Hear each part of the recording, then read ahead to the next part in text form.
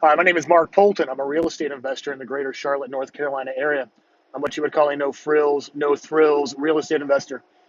If you're looking for somebody with a Lamborghini in the background, a really nice studio office, or someone trying to sell you a $19.95 a month subscription to their newsletter, I'm not that guy. Check out a different channel. Currently, I'm hauling about 20 square of vinyl siding and a case of J channel in my little 8-foot trailer.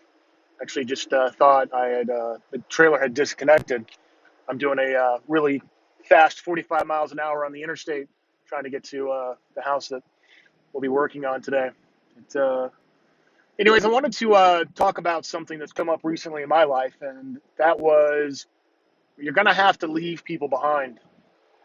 I've had some good friends along the way. I've had some decent acquaintances, but somewhere along the line, if you're going to succeed, you're going to have to leave some people behind.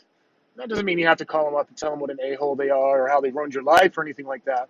But the successful people and the mentors that I have always said, if you want to see your future, look at the 5 people you hang out with the most.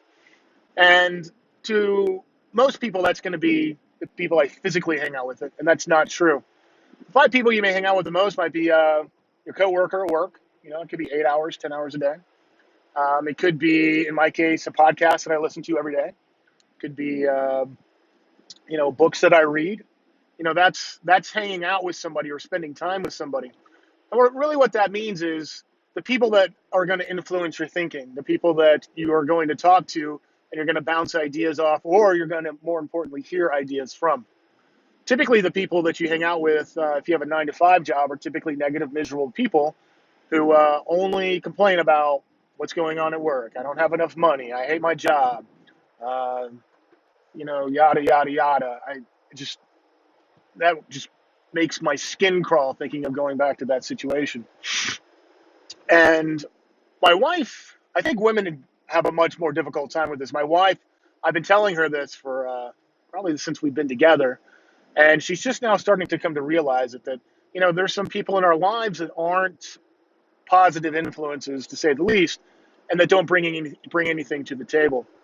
And she's starting to realize that, we have to leave these people behind if we're going to reach our goals, if we're going to be successful, if we're going to reach financial freedom. And, it's not this isn't a mean thing, right? It's not a personal thing. Hey, listen, I don't go up to the person and be like, hey, listen, you're not that successful. You're a really negative person. I can't hang out with you anymore. Just start slowly phasing them out of your life and finding new people that are hopefully more successful than you, that aren't necessarily in your industry, but are on their own pathway to entrepreneurship, their own pathway to success, and their own pathway to financial freedom. And those are the people you want to hang out with. Preferably, you want to hang out with people that are way better than you.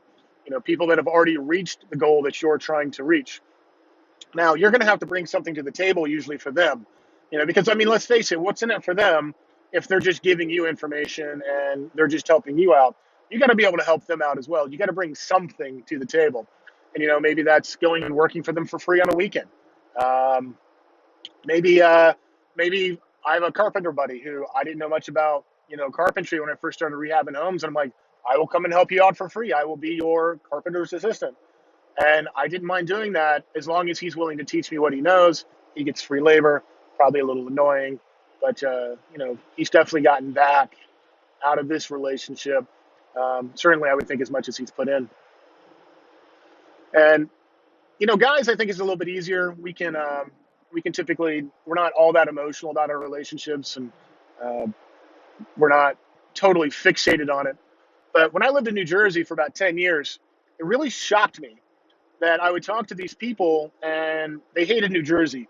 I know very few people who live in New Jersey that like Jersey. And I find it amazing that I'd ask, well, why don't you leave? And they'd be like, well, my family's here. Really? This is so antithetical to what my family said, which is, hey, listen, we'll be here. We're a phone call away. We're a FaceTime away now. We're a 8-hour drive or a 2-hour flight. You can always come back, go seek your fortune, go seek your freedom, go seek your future.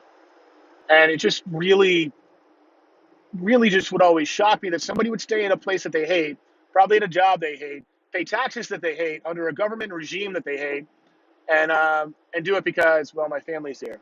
Well, move your damn family, right? Do something.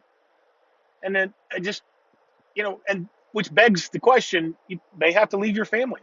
If your family is very negative, poor, if you have a welfare family, more than likely you're probably going to have to leave them behind if you want to find financial freedom because they don't know how to do it. Um, Most working class parents and family don't know how to do it. And you need to find people that do in your life. Anyways, well, hopefully we'll make it to our destination without my trailer messing up, disconnecting, or something falling off. Anyways, I hope you go out there and live the "you won't stop me" lifestyle, because I can tell you this: you will not stop me. Financial freedom is just around the corner for us, and I wish you success.